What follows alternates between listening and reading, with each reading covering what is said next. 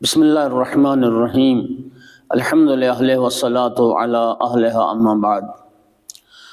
مومنین کرام، سلسلہ احادیث میں آج نبی کریم صلی اللہ علیہ وآلہ وسلم کی کچھ وصیتیں ہیں مولا امیر المومنین علیہ السلام کے نام، اور یہ وصیت نامہ خاصہ طولانی ہے۔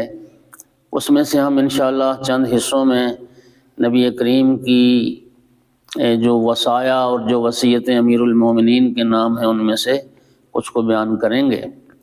اور یہ وصیت نامہ مرحوم مجلسین بہار الانوار کی جلد نمبر 74 میں ذکر کیا ہے۔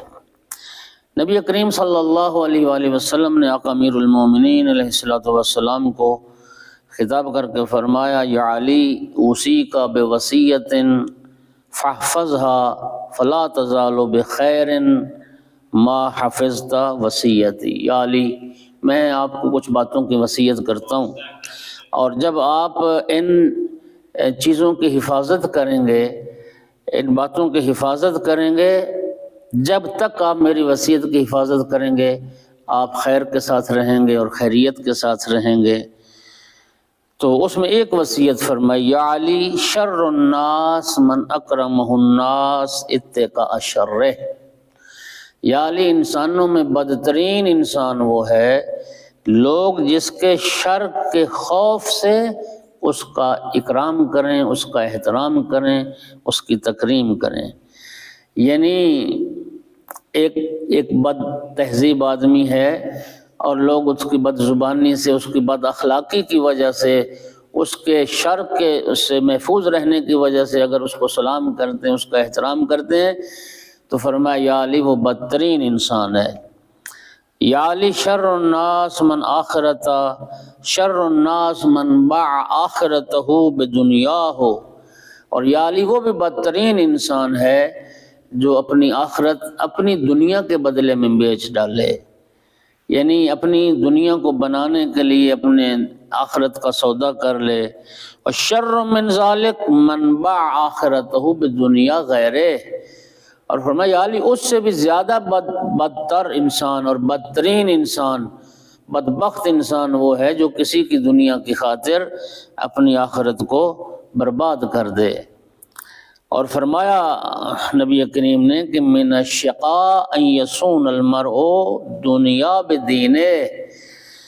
انسان کی بدبختی، انسان کی شقاوت یہ ہے کہ وہ دین کے ذریعے سے دنیا کو محفوظ بنائے، یعنی دین کو برباد کر دے اور اپنی دنیا کو محفوظ بنا لے۔ وہ بدترین انسان ہے۔ یہ بہت گھاٹے کا سودا ہے کہ میری دنیا بچ جائے اور دین جاتا ہے تو چلا جائے، دین کی حدیں پامال ہو جائیں، دین ہاتھوں سے برباد ہو جائے۔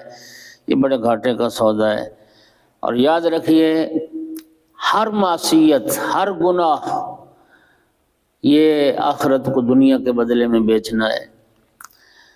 ایک الہی انسان، ایک خوف خدا رکھنے والا انسان دنیا کی ہر نعمت کو نعمت بہشت کے مقابلے میں ہیچ سمجھتا ہے۔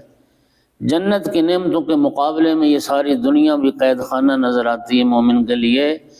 لہٰذا اس دنیا میں جو رب کی نافرمانی ہے، معصیت خدا ہے، وہ اپنی آخرت اور اپنی جنت کو برباد کرنا ہے اس دنیا کے بدلے۔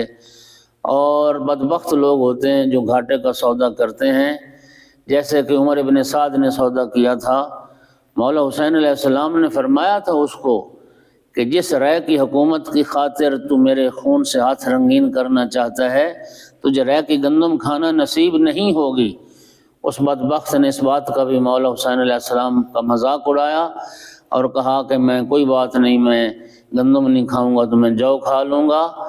اس بدبخت نے بھی یہی جو ہے نا دلیل پیش کی تھی جو شیطان نے اس کے لیے گھڑی تھی۔ وہ کہتا تھا کہ جنت ادھار ہے اور رائے کی حکومت نقد ہے، اور بے وقوف ہے جو نقد کو چھوڑ کے ادھار کے پیچھے جائے۔